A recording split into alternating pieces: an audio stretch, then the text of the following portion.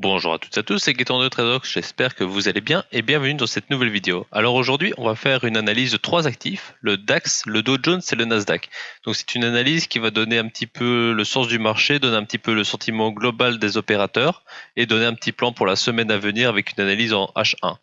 Donc pour commencer, on va directement attaquer sur le DAX. J'ai déjà fait quelques petits tracés à l'écran, donc là je suis en unité de temps journalier, donc en daily. Et comme on peut le voir, depuis le début juin 2020, on est dans un canal haussier, un beau canal haussier qui est super bien respecté.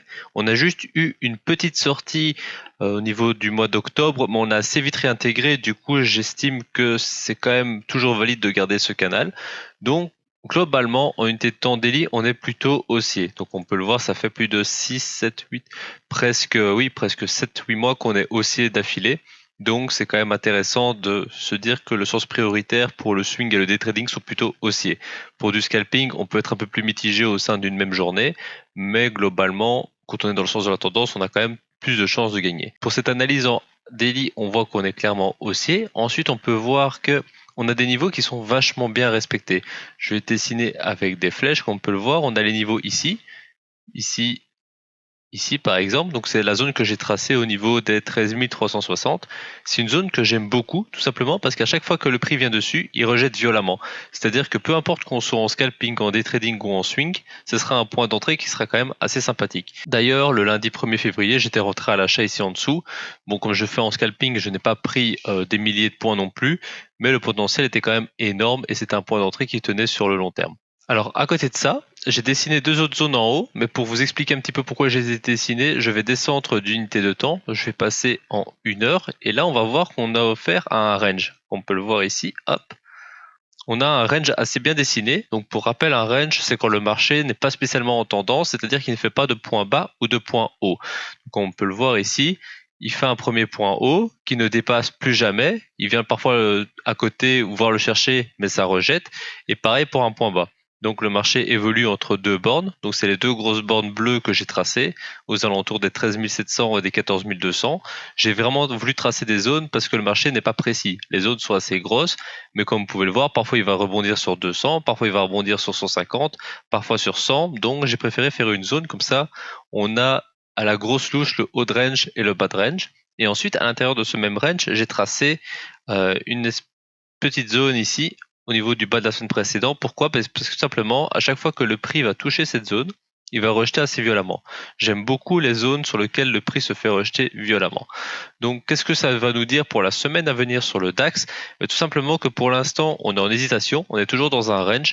En cas de cassure par le haut, on sera plutôt haussier. En cas de cassure par le bas, on sera plutôt baissier. Mais au sein du range, on peut appliquer les stratégies classiques, soit de cassure et intégration de range, c'est-à-dire un petit excès en bas et on rachète lorsqu'il revient à l'intérieur, soit de cassure pullback à l'achat ou à la vente selon de quel côté on sort, soit tout simplement acheter en bas, vendre en haut. Il y a vraiment pas mal de façons de travailler un range et ça va dépendre un petit peu de votre approche et de votre style de trading. Mais globalement, tant qu'on ne dépasse pas les 14 200 ou qu'on ne descend pas sous les 13 700, on sera toujours entre ces deux bornes et donc il vaudra mieux appliquer une stratégie de range plutôt que de chercher à faire de la tendance parce que même si au sein d'une même journée il va chercher le haut de range, après il va rejeter, il va revenir, donc on a des micro-tendances au sein de ce range parce qu'il est quand même assez grand, il fait quand même 500 points, mais ce sont vraiment des mini-tendances qui durent quelques jours, voire quelques heures, donc c'est mieux de savoir être flexible de ce côté-là, de pas avoir que de l'achat ou que des ventes, mais vraiment de travailler le range pour ce qu'il est, c'est-à-dire un marché qui ne sait pas encore par où il va sortir. Maintenant, ce range, il est placé dans une unité de temps daily sur un canal haussier, donc les chances qu'il sorte par le haut, qu'il aille chercher le haut de canal, sont quand même plus hautes que celles d'aller en bas, mais on n'est pas à l'abri évidemment d'avoir un pattern de type je descends en bas, je vais toucher l'oblique du canal, et ensuite je réintègre et je pars en haut. Le marché, il aime bien aller chercher du flux. Alors, et des gens parlent de chasse au stop lorsque le marché va casser d'un côté et revenir de l'autre. Moi, j'appelle ça plutôt d'aller chercher du flux. Au final, les stops, qu'est-ce que c'est? Ce sont des ordres exécutés. Normalement, ils ne sont pas visibles par les opérateurs, donc ils ne savent pas où est votre stop. Par contre, on voit bien d'un point de vue technique où sont les niveaux. Ici, on voit que le marché rejette violemment 2 fois aux alentours de 650. Eh bien, clairement, si des personnes sont positionnées à l'achat, ils vont avoir leur stop juste en dessous. Donc, le fait de descendre jusqu'ici, ça va faire une accélération. Et ensuite, s'ils veulent repartir à la hausse, ils auront de la force, ils pourront exécuter leurs ordres et rentrer dans le marché. Donc, c'est pour ça que parfois, on a ce genre de mouvement d'accélération et de retour sur un premier prix. On va maintenant passer sur le Dow Jones. Le Dow Jones, comme on peut le voir, il ressemble relativement au DAX à une chose près. Donc là, je vous le mets juste à l'écran pour voir si vous le trouvez de vous-même. Mais je vais vous donner la réponse dans 2 secondes. Pareil, on a ça. On a ce canal. Pareil, en bas, on a ça. Avec le petit excès du mois de fin d'octobre, début novembre. Alors, je ne vais pas faire traîner plus longtemps le suspense. La grosse différence par rapport au DAX, c'est que le DAX, lui, est dans un range en haut. Le Dow, lui, il a été chercher des plus hauts historiques. Il a tenté de pousser il y a quelques jours. Donc le Dow est bien plus fort à la hausse. D'ailleurs, si on regarde l'angle du canal haussier, il est bien plus pentu vers la hausse dans le cas du Dow que dans le cas du DAX. Donc c'est pour ça que je pense que le Dow est clairement plus haussier que le DAX pour l'instant. Maintenant, tant qu'il tient le canal haussier, il est dans ce sens-là. Par contre, si ça viendrait à casser à la baisse, la descente risque aussi d'être plus violente. C'est plus violent dans un sens, ce sera plus violent dans l'autre.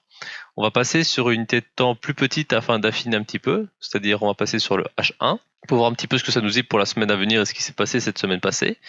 Alors ce qu'on peut voir, c'est que on a un marché qui était quand même relativement haussier et ensuite il a fait un triangle d'élargissement. Donc triangle d'élargissement, pour rappel, les hauts sont au même endroit où s'élargissent et le bas va s'écarter. Donc ici on a ça, on a le haut qui est plus ou moins au même niveau, à part l'excès en haut, mais j'estime que c'est un excès vu la vitesse à laquelle il est revenu.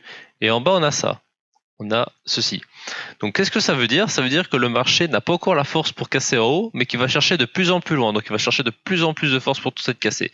Donc, ce genre de figure, il n'y a pas de grosse probabilité de sortie dans un sens ou dans un autre. Si on avait une figure dans l'autre sens, c'est-à-dire comme ça et comme ça, là, la probabilité de sortir en haut est assez grosse. Pourquoi? Parce que le marché doit chercher de moins en moins loin pour revenir sur son niveau. Donc, ça veut dire qu'il est de plus en plus fort à la hausse. Dans ce cas-ci, on voit qu'il est toujours aussi fort à la hausse, c'est-à-dire qu'il revient toujours sur son prix initial, mais d'un autre côté, il va chercher de plus en plus bas.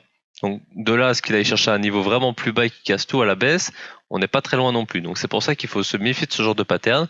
C'est-à-dire que s'il parvient à casser le niveau ici des 670 pour aller rechercher les 32 000, 32 100, on verra comment ça va se passer.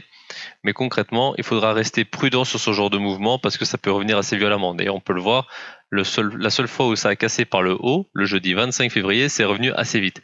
Et c'était assez violent, c'est des chutes de plusieurs centaines de points en quelques heures. Donc, il faut vraiment rester prudent par rapport à ça. Moi, ce que je fais dans ce genre de marché, c'est que je dessine des bornes pour un peu délimiter le marché par rapport aux extrêmes. Donc, les extrêmes, ça va être dans un premier temps ici en haut, ici en bas. Pourquoi? Tout simplement parce que si le marché explose là en haut, il sera très haussier, il explose là en bas, il peut quand même devenir assez baissier parce que comme on peut le voir, c'est le dernier rebond qu'il a fait ici, c'est quand même quelque chose d'assez violent. C'est-à-dire qu'il a touché, il a rejeté violent. Ici, il a touché, il a rejeté violent. C'est-à-dire que le prochain étage qui pourrait rejeter violemment, c'est ce niveau ici. Flèche, voilà, c'est ce niveau ici ou ce niveau ici. Mais c'est quand même bien plus bas, il y a moyen de prendre pas mal de points durant la descente. Donc, pour la semaine à venir, pas d'anticipation. On garde en tête les 3 zones que je viens de tracer à l'écran. S'il parvient à casser la première zone, il y a de bonnes chances qu'il aille rejoindre la deuxième, donc qui passe de 31 600 vers 32 000, 32 100. Ensuite, il faudra viser, s'il casse en haut, attention au haut de canal, on avisera en fonction de ça. Et s'il passe en bas, par contre, eh bien, on verra par rapport à la zone des 30 500. Et si ça casse, on aura le prochain niveau vers 30 000, 30 100, voire 29 800. Donc, le mieux dans ces cas-là, c'est que peu importe votre style de trading, c'est que vous travaillez les extrêmes. C'est-à-dire que quand on est en plein milieu, c'est-à-dire si par exemple on est ici, on ne sait pas trop s'il va aller chercher plus bas ou s'il va chercher en haut. Tandis que quand il est ici, on a plus de chances de gagner en comptant sur le rebond que sur la cassure. Anticiper une cassure, c'est jamais terrible. Et l'avantage de prendre sur les extrêmes, c'est que tout simplement, sur un extrême, le stop coûte beaucoup moins cher. C'est-à-dire que si vous achetez ici, en plein milieu, le stop loss, vous le mettez ou soit vous le mettez sous un niveau comme ça, vous avez le pivot mensuel et vous avez le dernier plus bas.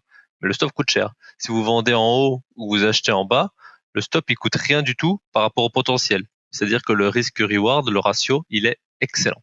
Donc c'est pour ça que je vous conseille de faire cette approche-là et vraiment de travailler les extrêmes dans ce genre de marché. Et des fois, on peut travailler plus serré, des fois plus large, mais dans ce genre de marché, je conseille vraiment de travailler les extrêmes. Comme ça, le ratio n'en sera que meilleur. Alors, pour terminer cette petite vidéo d'analyse, on va parler du Nasdaq. On va commencer par l'unité de temps daily, et c'est un peu différent de nos amis DAX et DO. Ils ont chacun leur petite particularité, certains plus forts, certains plus faibles. Alors, globalement, dans les grosses lignes, on a toujours ce canal haussier, mais comme on peut le voir sur le Nasdaq, c'est un peu différent. Il est bien monté, et même durant le crash de mars 2020, il est un petit peu descendu, mais moins profond que les autres. Il a peut-être cherché ses bas de 2019 et il est reparti derrière. Alors, on peut toujours tracer évidemment le petit canal. Petit canal haussier va être un peu différent. Ici, on va le prendre comme ça. Et on peut le prendre comme ça, par exemple. Ou bien là, on peut le prendre différemment. Mais alors, on va dire qu'il est cassé. Donc, à la base, moi, je l'avais dessiné comme ça. Pourquoi? Tout simplement parce qu'on a le canal haussier qui est bien respecté. Et ensuite, il casse en bas et pull back à la vente. Donc, on voit que le Nasdaq, c'est le seul des trois qui est potentiellement plutôt baissier. Il est même sur un bon niveau pour commencer à repartir à la baisse. Donc, le Nasdaq, en général, il était bien haussier durant ces derniers mois. Et là, il a commencé à montrer des signes de faiblesse avec ce canal qui était vraiment très haussier, très serré. Il y avait vraiment pas beaucoup de place entre le haut et le bas, mais à chaque fois, il poussait plus haut. Et là, il vient de le casser de pullback à la vente. Donc, le Nasdaq, contrairement aux autres, je dirais que on est potentiellement en retournement de tendance, donc ne pas anticiper les achats, ne pas anticiper les ventes et attendre des confirmations dans ce genre de pattern. On a une première confirmation de la vente sur la cassure pullback du canal, il n'a pas réintégré, il a pullback proprement, comme on peut le voir ici, il fait la cassure, il revient, il pullback dessus, donc c'est un signe qui est assez baissier. Maintenant, on est quand même dans un marché qui est globalement haussier sur la plupart des valeurs, donc il ne faudrait pas anticiper le changement de tendance d'un des éléments. Alors, on va passer sur du graphique plus serré, en H1 plus précisément. Alors, hop, 1 heure, c'est parti. Alors, sur du H1, qu'est-ce qu'on peut observer? On peut observer toujours qu'on a la cassure pullback du canal ici qui est super jolie. Alors, il faudrait peut-être un peu plus d'historique, mais concrètement, on le voit bien ici en haut. Hop. Voilà, le pullback au H1 était beaucoup plus propre. C'est pour ça que c'est parfois pas mal de prendre le graphique en grosse unité de temps par rapport au daily pour se faire un premier avis et ensuite de descendre dans les UT en H4, H1, M15 selon votre style de trading pour faire affiner un petit peu le plan. Alors ici, qu'est-ce qui me saute aux yeux? C'est qu'on a un gros niveau de rejet sur le niveau ici, le niveau des 700, 660, 700 sur lequel on est et qui prend potentiellement appui à la vente. Donc, début de semaine, ça risque de partir en bas s'il décide de continuer la tendance baissière. Donc ça, c'est quand même un niveau assez intéressant à dessiner. D'autant plus que celui-ci juste à côté est une deuxième protection en cas de short. C'est-à-dire que si vous shortez par exemple ici, vous pouvez décider de mettre un stop ici, voire un stop ici. Les deux seront valides et comme ça, vous pouvez toujours suivre la tendance baissière. Comme ça, s'il continue de descendre, vous aurez le mouvement et vous serez dans le bon sens. Alors ensuite, une autre chose qui est intéressante, c'est que qu'on peut observer, c'est que quand il était faire un tour en bas, il s'est arrêté plein de fois au même niveau avant de faire un excès et de repartir. Alors ça, c'est exactement ce que je vous disais en début de vidéo, c'est que le marché va bloquer sur un niveau, il va faire un excès pour aller chercher des stops éventuellement, chercher du flux, afin qu'il puisse se repositionner et repartir en haut. Donc c'est pour ça qu'il est reparti super violemment après avoir cassé le niveau, simplement parce que il a cassé le niveau, il était chercher du flux, il est reparti. Donc ça, c'est quelque chose qui arrive super souvent. Je vous invite à prêter attention à ça, c'est quand même assez intéressant. Donc pour le Nasdaq, on va pas dessiner beaucoup non plus, puisque comme on peut le voir, on a tout plus ou moins déjà de mis à l'écran. On a la tendance cassée pullback à la vente, donc potentiellement début de tendance baissière. On a les gros niveaux de rejet qui sont dessinés, que ce soit en haut ou en bas. Et donc voilà, je pense que le Nasdaq, il va peut-être entamer un cycle baissier. Maintenant, vu que tous les autres marchés sont haussiers, je reste méfiant. Une fois qu'il y aura une convergence baissière sur plusieurs indices, là, je pourrais plus facilement me positionner à la vente, mais tant qu'il y a une convergence haussière et que le Nasdaq est un des seuls à partir en bas, il va falloir se méfier. Donc c'est pour ça que dans ce genre de situation, il va falloir être prudent avec vos stops et ne pas vous obstiner dans un sens. C'est-à-dire que si par exemple la tendance, vous dites que vous avez un signal baissier ici, ça ne veut pas dire qu'elle va devenir baissière pour autant sur le long terme. Ça tombe dans 2-3 jours, elle va remonter et elle va retrouver à 13 400. Bon, peut-être pas aussi rapidement, mais globalement, si tout le reste est haussier, ils vont parfois tirer certaines valeurs par le haut parce que tout le monde va vouloir chercher à acheter. Et là, vu que le Nasdaq est descendu, ça veut dire que la valeur des actions du Nasdaq sont descendues. Donc elles vont peut-être se faire racheter. Donc voilà pour l'analyse sur les trois actifs, le DAX, le DAO et le Nasdaq. Donc pour rappel, le DAX plutôt haussier, mais on est dans un range qui va déterminer la suite des événements. Le DAO plutôt haussier avec le triangle d'élargissement, donc il va falloir rester prudent malgré tout.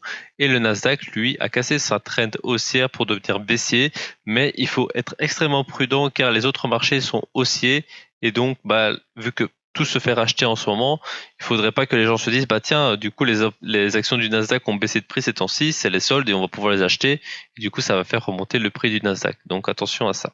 Donc voilà, j'espère que ce petit format d'analyse vous plaît. Si c'est le cas, n'hésitez pas à me le dire en commentaire et à réagir par rapport à tout ce que j'ai dit, voir si vous êtes d'accord ou pas. On peut débattre, il n'y a pas de souci, c'est du trading, donc moi parfois je verrai vert, vous voyez rouge, enfin il n'y a pas de problème, il y a toujours moyen d'argumenter. Et moi je vous retrouve dès la semaine prochaine pour une nouvelle vidéo et d'ici là, passez de bons trades.